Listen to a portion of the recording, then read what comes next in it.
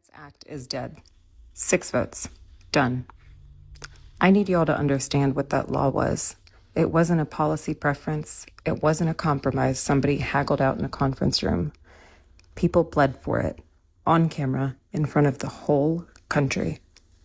And it passed because something snapped. That's the law they killed today.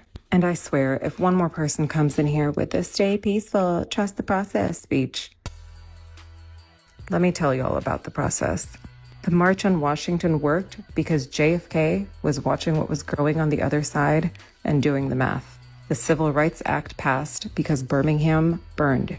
The Fair Housing Act got signed 4 days after Dr. King was murdered and dozens of American cities were on fire. Every single major civil rights law in this country has a rebellion in its footnotes. Everyone. Power didn't move because it was asked nicely. It moved because it was scared of what happened if it didn't. The moderate ask only gets heard when power is scared of what's standing right behind it. They cut that part out of the textbooks, gave you the dream speech, and left out the part where he said a riot is the language of the unheard. And here's the part people forget, or maybe never knew. Everything came from that movement. Everything. You're a woman with a credit card in your own name, that movement. You use a wheelchair ramp, that movement. You're an immigrant with legal protections, that movement. You're gay and your relationship has any legal standing at all, that movement. The Black Civil Rights Movement didn't just free Black people. It cracked the whole system open, and every single minority group in this country walked through that door.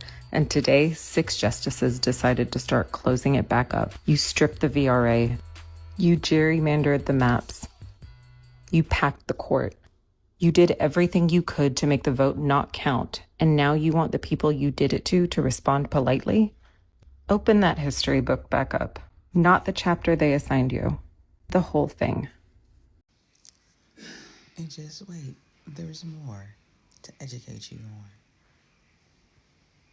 April 29th, 2026, the Supreme Court drove a stake through the heart of the Voting Rights Act of 1965.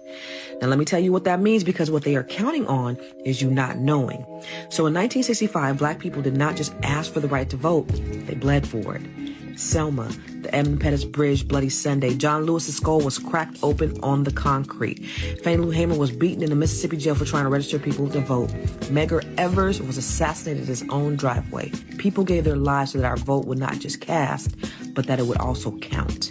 And so when Lyndon Johnson signed the Voting Rights Act that same year, it was a legal shield that protected Black political power from being engineered away. Now, let me explain exactly how they do it, because this is where people get lost. They don't take your ballot.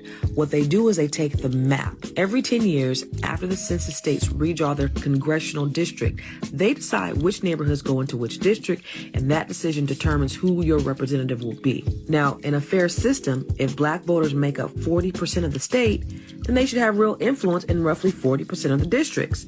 They should be able to elect people who actually represent them. But there are 2 tricks that they use to make sure that never happens. The first one is called packing. They take as many Black voters as possible and they stuff them all into one single district. And that district gets 1 Black representative, and every district surrounding it becomes majority white.